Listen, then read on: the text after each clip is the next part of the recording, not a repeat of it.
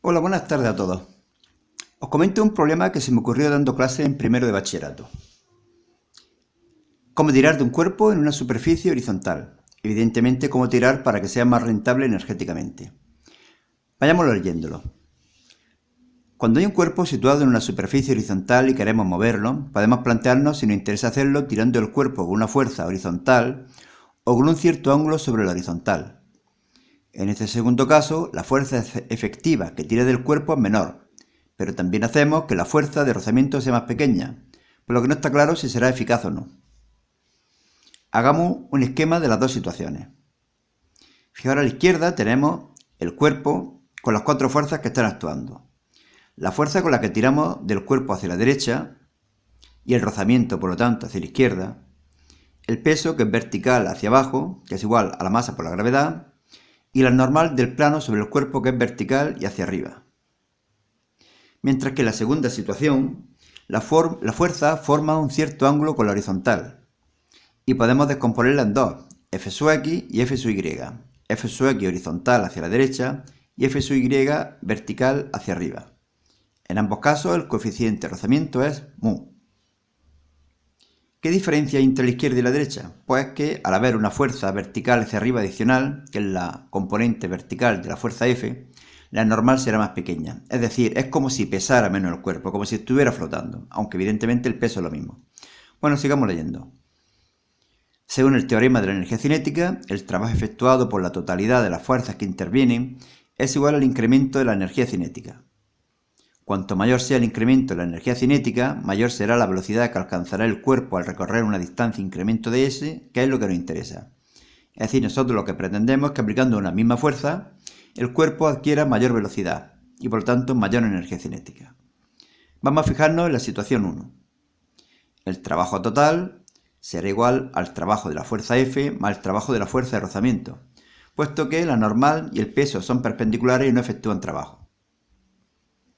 El trabajo total será igual a F por incremento de S por coseno de 0 más mu mg por incremento de S por coseno de 180. Finalmente nos queda que el trabajo 1, es decir, en la situación 1, es igual a F por incremento de S menos mu mg incremento de S. En la situación 2, de nuevo tenemos las dos mismas fuerzas, la fuerza F y la fuerza de rozamiento, puesto que la normal y el peso no efectúan trabajo. El trabajo T2, es decir, el trabajo de la situación 2, será igual al trabajo de la fuerza F más el trabajo de la fuerza de rozamiento, que será igual al incremento de energía cinética. El trabajo total 2 será igual a F por incremento de S por coseno de alfa, siendo alfa el ángulo que forman la fuerza y el desplazamiento. Más mu mg menos F seno de alfa por incremento de S por coseno de 180.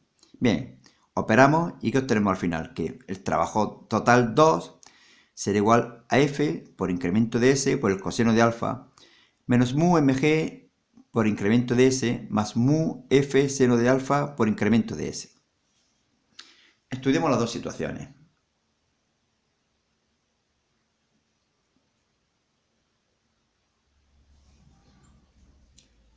Bien, he pasado el folio y comparamos las dos situaciones, la 1 y la 2. Lo que pretendemos es que el trabajo de toda la fuerza y por lo tanto el incremento de energía cinética, claro, sea superior en el caso 2 que en el 1.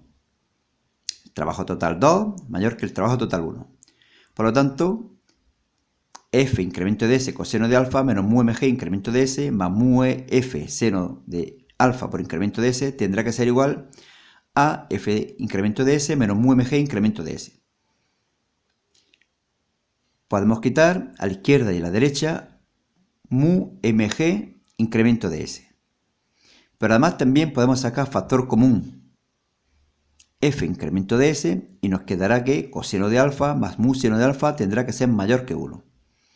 Si despejamos mu, tendríamos que mu debe ser mayor que 1 menos coseno de alfa partido seno de alfa.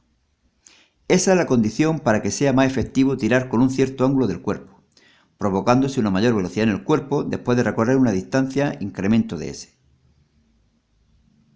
Pero ¿cuál es la situación ideal? ¿Con qué ángulo concreto debemos tirar para provocar una mayor velocidad? Esta situación ideal se producirá cuando la derivada del trabajo efectuado por todas las fuerzas con respecto al ángulo sea cero. Bien, recordamos el valor del trabajo total 2, que era f incremento de s por el coseno de alfa, menos mu mg incremento de s, más mu f seno de alfa incremento de s. Derivamos esa expresión con respecto a alfa. Y nos quedaría que es igual a menos f por incremento de s por el seno de alfa, más mu f incremento de s coseno de alfa. Y lo debemos igualar a 0. Por lo tanto, mu f incremento de s coseno de alfa es igual a f por incremento de s por el seno de alfa. Podemos eliminar a f y el incremento de s. Y si despejamos mu, me quedaría igual a tangente de alfa. Es decir, que el coeficiente de rozamiento debe ser igual a la tangente de alfa. En esas condiciones es cuando es más favorable tirar del cuerpo con la fuerza F. Lo leemos de otra forma. Es decir, que para que el cuerpo adquiera la máxima velocidad aplicando una fuerza determinada, debemos tirar del cuerpo con un ángulo que haga que la tangente sea igual al coeficiente de rozamiento entre el cuerpo y la superficie. Es curioso como en muchas ocasiones la solución física se reduce a una expresión elegantemente sencilla y bella.